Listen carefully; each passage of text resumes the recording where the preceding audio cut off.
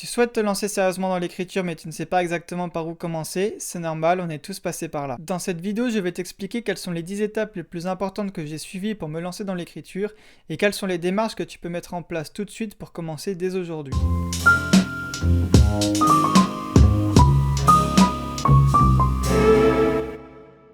L'étape numéro 1, ça serait de lire abondamment. Alors cette première étape, tu peux penser qu'elle est stupide, qu'elle est évidente, mais pas tant que ça en réalité. Finalement, sans t'en rendre compte, en lisant, tu vas t'approprier le style littéraire des auteurs que tu lis. Tu vas apprendre de manière passive, sans faire aucun effort, mais le plus important, en prenant du plaisir.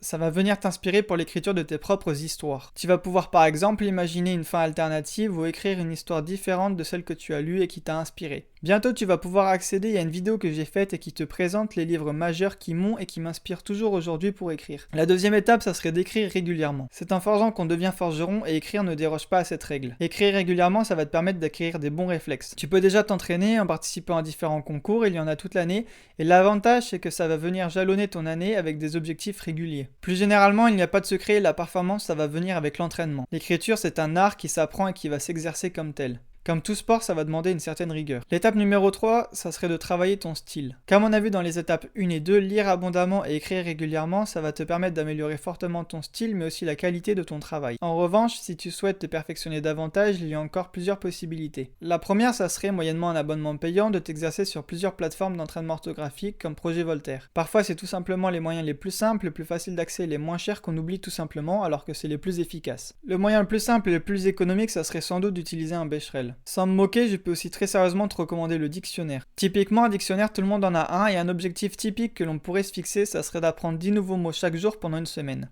Chercher à intégrer ces mots dans tes écrits, ça va être le meilleur moyen de les intégrer, de te les approprier, mais surtout de les mémoriser. L'étape numéro 4, ça serait de faire lire ton travail à tes amis. Inlassablement, dans le processus créatif, tu vas passer par des moments de doute ou des périodes où tu auras moins d'inspiration.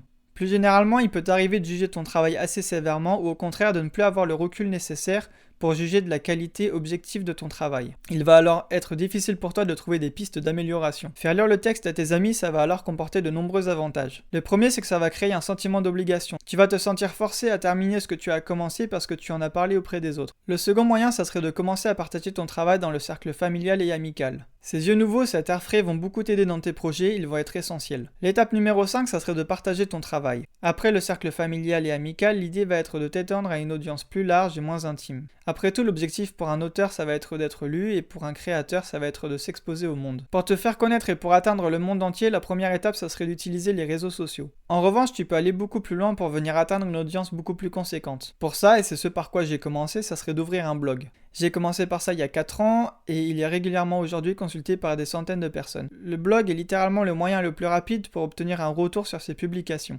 Non seulement tenir un blog en 2020, c'est loin d'être un gars, mais c'est aussi un atout très précieux. Tu vas voir que c'est aussi très gratifiant de voir son travail reconnu et apprécié par des personnes que tu ne connais pas. Du reste, quels que soient tes objectifs, le plus important, et je le répète, ça va être de trouver du plaisir dans ce que tu fais. L'étape numéro 6, ça serait de participer à des événements littéraires. Alors cela peut te sembler trop tôt ou beaucoup trop ambitieux, mais il s'agit vraiment d'opportunités à saisir. Il y en a organisé chaque année, ce qui rend les opportunités pour apprendre tout aussi nombreuses. Ça va être le meilleur moyen pour gagner en assurance, en confiance en soi, mais surtout pour apprendre. Je pense que ça reste une des meilleures manières aujourd'hui pour professionnaliser sa plume. Un événement littéraire que je pourrais par exemple te recommander, ça serait les concours éthiques organisés par le Rotary et la Conférence des grandes écoles. Ils permettent à accéder à différentes récompenses comme des primes de 1000 à 3000 euros. Loin de se limiter au Rotary, il y a aussi pas mal de concours qui peuvent être organisés par des journaux, par des artistes, par l'industrie du livre. Il y a même des entreprises aujourd'hui qui organisent des concours d'éloquence. Si tu souhaites d'ores et déjà te renseigner sur le concours éthique, je te mets un lien sur la description qui t'amènera vers leur site internet. Petite parenthèse, tu peux aussi consulter sur mon site les essais qui ont obtenu le premier prix et que j'ai écrit pour le concours éthique.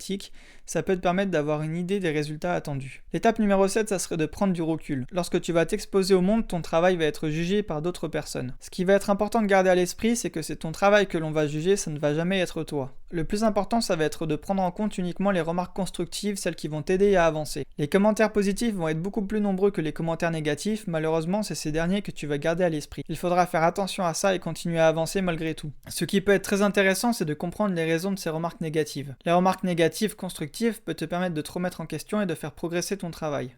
L'étape numéro 8, ça serait de se préparer comme pour un marathon. Typiquement, devenir écrivain, écrire, c'est comme faire un marathon. Mettre en place une routine, c'est le meilleur moyen d'aller jusqu'au bout. Je vais être très honnête avec toi, la publication est une étape longue et difficile dont peu de personnes arrivent jusqu'au bout. L'avantage, c'est que toi, si tu es motivé, tu travailles d'arrache-pied, mais surtout, le plus important, c'est que tu prennes du plaisir, alors tu as beaucoup plus de chances de parvenir à tes fins. Paradoxalement, on va aussi voir dans les deux étapes suivantes que parvenir à la publication est loin d'être aussi difficile qu'on peut y croire. L'étape numéro 9, ça serait d'écrire des articles. Comme je le disais dans l'étape précédente, parvenir à la publication est loin d'être aussi compliqué qu'on l'imagine. Pour parvenir à la publication, ce qu'on va faire, c'est on va commencer petit à petit en augmentant progressivement la difficulté. La première étape par laquelle on peut commencer, ça va être d'écrire dans des journaux. On peut proposer soi-même des billets en contactant les rédactions directement ou alors répondre à des appels aux lecteurs. Avant de publier dans les grands journaux, on peut déjà commencer par publier dans des petits journaux régionaux. L'avantage d'écrire dans des journaux, c'est que ça va t'entraîner à différents styles d'écriture. Notamment, tu vas te familiariser avec le style journalistique et apprendre une nouvelle manière d'écrire. Ton écriture va s'adapter à différentes situations. Notamment, tu vas apprendre à être concis et à éliminer le superflu. Si ces contraintes ne te plaisent pas, tu peux toujours exercer ton art librement sur une autre plateforme ou sur un autre support. L'étape numéro 10 et sans doute la plus gratifiante, ça serait de publier sur Amazon. Le premier point, c'est que la publication sur Amazon va te permettre de monter en compétence sur tout un tas de domaines. Tu vas apprendre l'art du storytelling, du marketing, de la vente, du personal branding. Mais aussi le second point, c'est que tout simplement, ça va être une grande satisfaction pour toi. La satisfaction par exemple d'avoir mené un projet jusqu'au bout ou de voir son livre, sa publication disponible et accessible au monde entier. Tu verras également que d'autres que toi pourront apprécier les fruits de ton travail. Publier sur Amazon, ça reste quelque chose d'assez simple, d'assez accessible, on verra les outils dans une prochaine vidéo.